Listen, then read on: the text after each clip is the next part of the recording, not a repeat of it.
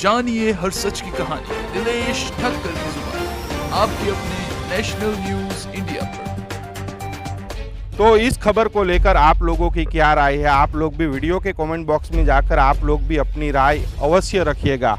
कल ही अनिरुद्धाचार्य जी के खिलाफ एक एफआईआर दर्ज होती है और मीडिया फिर से उनको टारगेट करती है और कल ही उन्होंने कथा के माध्यम से बताइए झूठा केस चल रहा है कि नहीं भारत में? बहुत सारे क्यों चल रहे हैं? झूठे पे क्या होता? कुछ नहीं।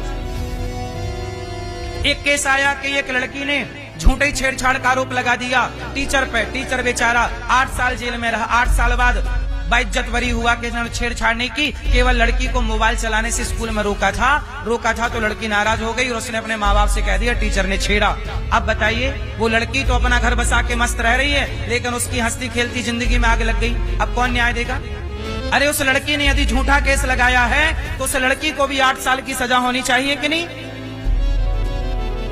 क्यों नहीं? कुछ भी बोल के चले जाओगे, किसी की जिंदगी में आग लगा दो, क्योंकि कानून अपने बाप का है। हिंदू संत आसाराम जी बापू के मामले में भी यही हुआ। एक लड़की ने आकर संत आसाराम जी बापू के खिलाफ आरोप लगाए। दिल्ली के कमला नगर मार्केट के थाने के अंदर रात को 2:30 बजे एक एफआईआर दर्ज होती है और उस एफआईआर में कहीं पर भी लड़की ने ये नहीं जिक्र किया था कि मेरे साथ बलात्कार हुआ था, और उस एफआईआर के अंदर कहीं भी रेप की कोई भी धारा नहीं थी, क्योंकि तब के डीसीपी अजय पाल लांबा का भी यही बयान था कि जो दिल्ली से एफआईआर आई है उसमें कहीं पर भी बलात्कार का कोई भी मामला दर्ज नहीं है। पहले दिन से हम ये कह रहे हैं, आप एफआईआर भी देख लें, एफआईआर में बच्ची ने 376 का आरोप नहीं लगाया। हम बार बार ये कह रहे हैं कि मेडिकल रिपोर्ट जो दिल्ली से आई है हमारे पास, मेडिकल रिपोर्ट में भी किसी भी तरह से 376 के आरोप के पक्ष में कोई एविडेंस नहीं है। वेरी फर्स्ट डे से हम ये कह रहे हैं कि 376 का ना कोई मेडिकल एविडेंस है, ना कोई पीड़िता ने आरोप लगाया है। और लड़की के शरीर पर खरोच तक के निशान नहीं मिले जब उसका मेडिकल हुआ था, लेकिन इस मीडिया ने रात दिन संत आसाराम जी बापू को टारगेट किया। बलात्कारी बाबा करके रात दिन डिबेटें की, मीडिया ट्रायल हुई, उससे जनता भी गुमराह हुई, न्यायपालिका भी गुमराह हुआ और संत आसाराम जी बापू को आजीवन कारावास की सजा हुई। तो अनिरुद्धाचार्य जी का भी यही कहना है। मतलब हमारे देश में फर्जी केस बहुत है, फोकट का केस लगा दिया। क्या नेताओं को पता नहीं है सब बातें जो मैं बोल रहा हूँ? मुझे पता है तो नेताओं को नहीं पता? करे कौन? सब अपनी तिजोरियां भर रहे हैं। कौन सुन रहा है यहाँ? कौन? यहाँ कोई नहीं सुनता, सब अपने अपने मस्त हैं। पर जो झूठ चल रहा है उस झूठ को कौन रोकेगा? किसकी जिम्मेदारी है? अंधों की सरकार है क्या?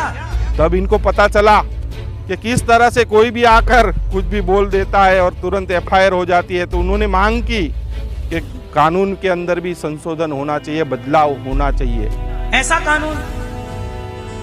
यहाँ लोग रहते हैं, जिंदा के मुर्दों की फौजें हैं यहाँ पे। ये जिंदा लोगों का कानून है कि मरे हुए का कानून है? ये क्यों नहीं व्यवस्था सुधार रहे हैं? आज की इतनी आधुनिक टेक्नोलॉजी है, इतना अपडेट है सब चीजें, जिसके बारे में प्रधानमंत्री ने 15 अगस्त को लाल किले पर बात कहा था।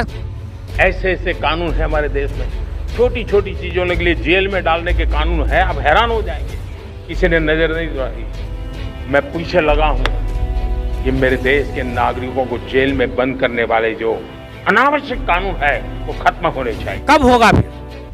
भाई संविधान में संशोधन आवश्यक है। ये कब, अगर मोदी जी से मैं प्रार्थना करूंगा, ये कब आखिर संशोधन होगा? कि माननीय अपनी राष्ट्रपति महोदया जी भी इस बारे में जजों के सामने बोल चुकी हैं। क्या वो गुनाह किया, क्या क्राइम किया, क्यों यहाँ पड़े हैं?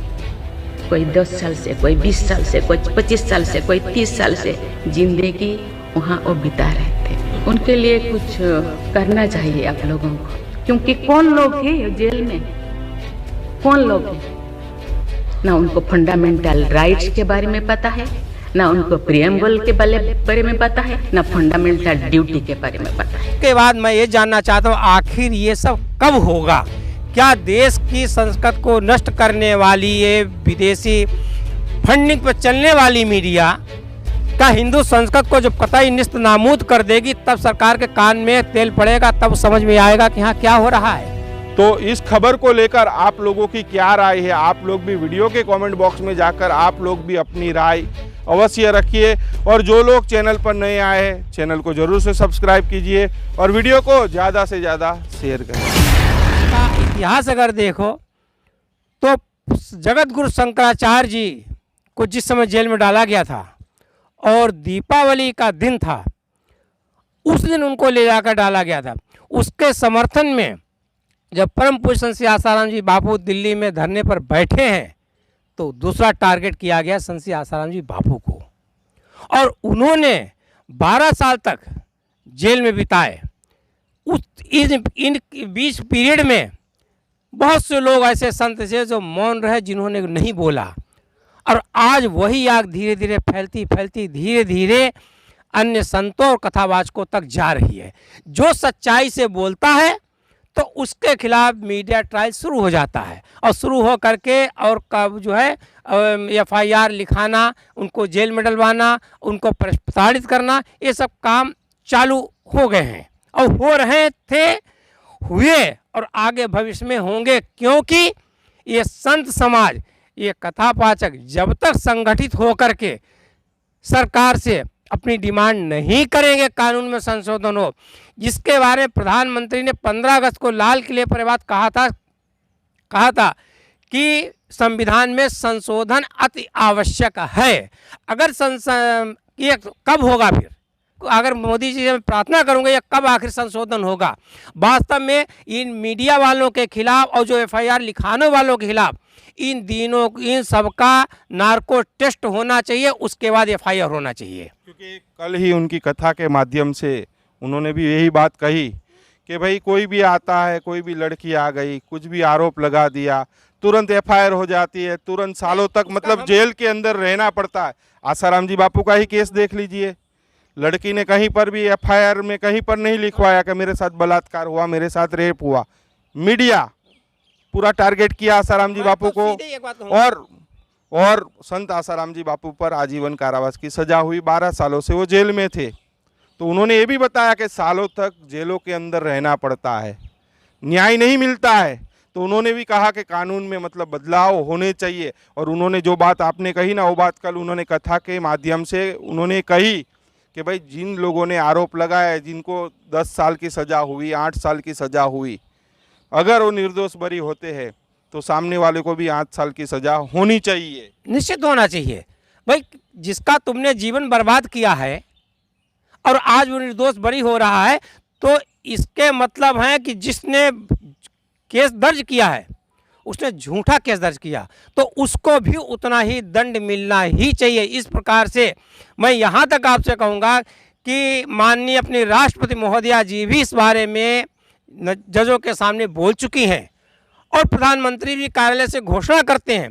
उसके बाद मैं ये जानना चाहता हूँ आखिर ये सब कब होगा।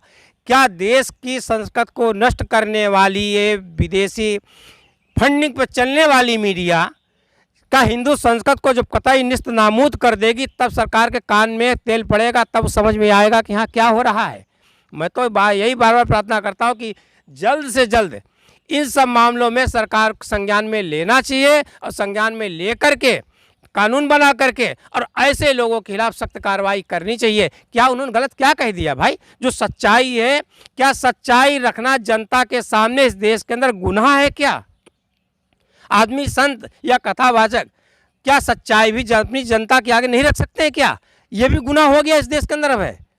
तो इस वजह से बार बार मैं प्रार्थना करता हूँ कि सरकार को संज्ञान में लेकर के जल्द से कानून बना करके और FIR कराने वाले के सबसे पहले तो ये देखो FIR गलत हो रही है, जांच होनी चाहिए। जांच होने के बाद अगर महसूस हो रहा है कि FIR गलत दर्ज कराएगा, उसका नार्को टेस्ट करा, उसके खिलाफ कार्रवाई करनी चाहिए, उसके बाद संज्ञान अगले के ऊपर लेना चाहिए। अगर नहीं लेगी तो इस प्रकार से आए दिन सनातन संघ को नष्ट करने वाली है मीडिया और मीडिया कर्मी के द्वारा जो भी ब्लैकमेल करके जिनके माध्यम से सब काम कराए जाते हैं, ये तो उठते चले जाएंगे, सनातन संघ नष्ट होती चली जाएगी। क्योंकि देखो एक FIR दर्ज हुई, भारत भर में हल्ला हो गया, बराबर। लेकिन अभी कुछ दिन पहले ही आसाराम जी बापू के केस में जो बड़ा फैसला आया पानीपत कोर्ट से, मुख्य गवाह आसाराम जी बापू के केसों के अंदर, नारायण साईं जी के केसों के अंदर मुख्य गवाह रहा महेंद्र चावला,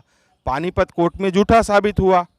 एक भी खबर नेशनल मीडिया ने नहीं उसको कोई मीडिया नहीं दिखाएगी, क्योंकि मीडिया तो सारी फंडिंग पे चल रही है। जब मीडिया फंडिंग पे चलेगी, विदेशी कंपनियों के इशारे पर चलेगी, तो तुम्हारी संस्कृत को नष्ट करेगी ही करेगी। और महेंद्र चावला तो कोर्ट में झूठा साबित हुआ, लेकिन ये मीडिया कर्मी जिन लोगों ने रात दिन मतलब महीनों महीनों तक जो डिबेटें चलाई थी, ये आरोप लगाए थे कि महेंद्र चावला पर जो आरोप हमला हुआ आसाराम जी बापू के इशारे पर हुआ, कोर्ट में महेंद्र चावला झूठा साबित हुआ, लेकिन ये मीडिया भी तो झूठी साबित हुई। तो वो कहाँ से दिखाएंगी कि महीने महीने तक उन्होंने खबर चलाई, वो खुद मीडिया झूठी साबित हुई। जब भाई मैं यही बार बार आपसे अनुरोध करता हूं कि इस चीज़ों को सरकार को कानून बना करके संज्ञान में लेना चाहिए कि जब अगर किसी की जीवन के साथ खिलवाड़ अगर मीडिया करती है, तो इस मीडिया को भी, मीडिया वालों के खिलाफ भी वही सजा इनकी होनी चाहिए जो निर्दोष संतों को, निर्दोष व्यक्तियों को जेल में डाल करके उनका जीवन बर्बाद किया जाता है। तो इनके साथ भी वही मतलब जो है सरकार को करना चाहिए। जानिए हर सच की कहानी दिनेश ठक्कर की जुबान, आपके अपने नेशनल न्यूज इंडिया पर।